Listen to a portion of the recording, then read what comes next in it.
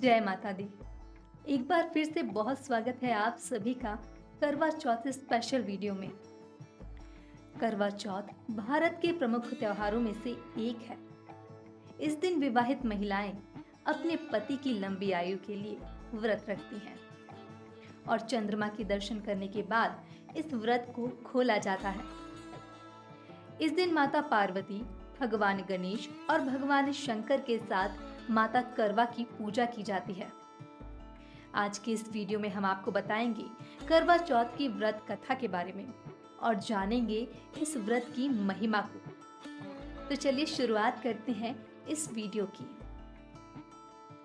यूं तो करवा चौथ की कई कथाएं प्रचलित हैं, लेकिन ऐसी मान्यता है कि ये परंपरा देवताओं के समय से चली आ रही है।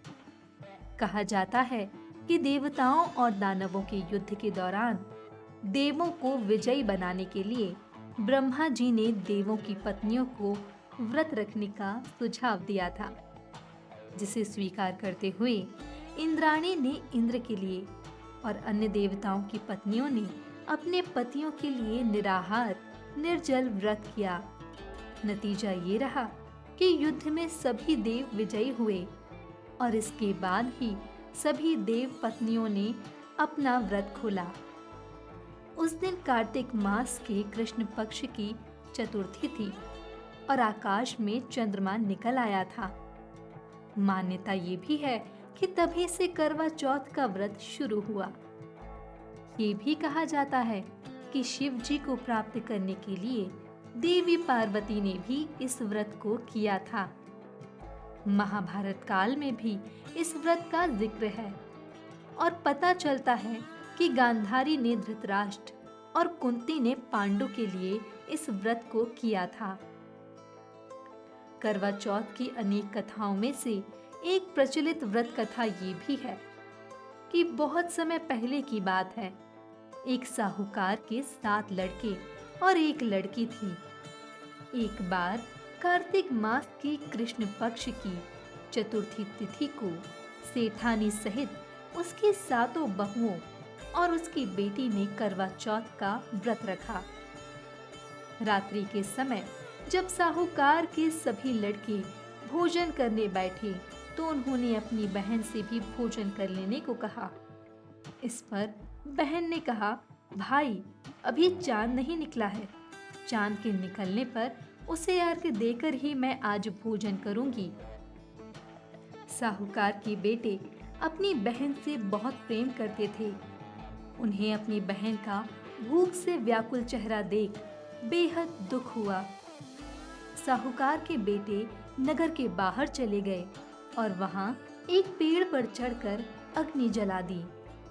घर वापस आकर उन्होंने अपनी बहन से कहा, देखो बहन, चांद निकल आया है, अब तुम्हें उन्हें अर्घ देकर भोजन ग्रहण करना चाहिए।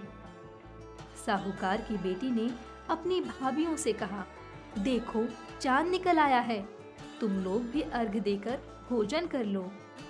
ननद की बात सुनकर भाभियों ने कहा, बहन अभी चांद नहीं निकला, तुम्हारे भाई धोखे से अग्नि जलाकर उसके प्रकाश को चांद के रूप में तुम्हें दिखा रही हैं। साहूकार की बेटी अपनी भाभियों की बात को अनसुनी करते हुए भाइयों द्वारा दिखाए गए चांद को अर्घ देकर भोजन कर लेती है।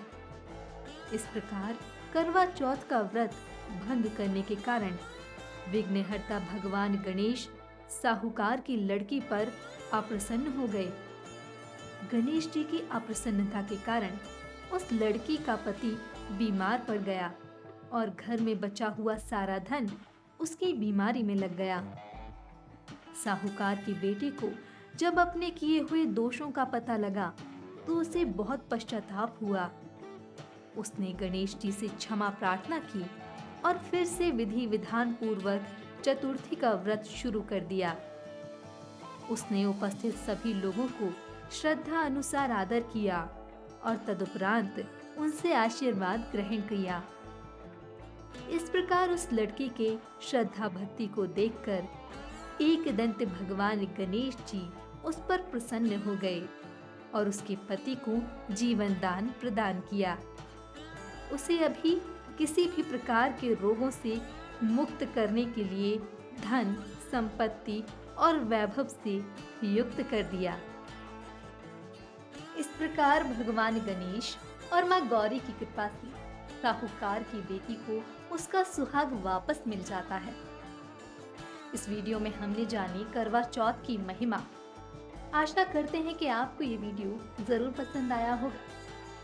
हमारी प्रार्थना है भगवान गणेश और मां गौरी से कि जिस प्रकार साहूकार की बेटी को सदा सुहागन होने का आशीर्वाद मिला, ठीक वैसे ही आप पर भी उनका आशीर्वाद हमेशा बना रहे।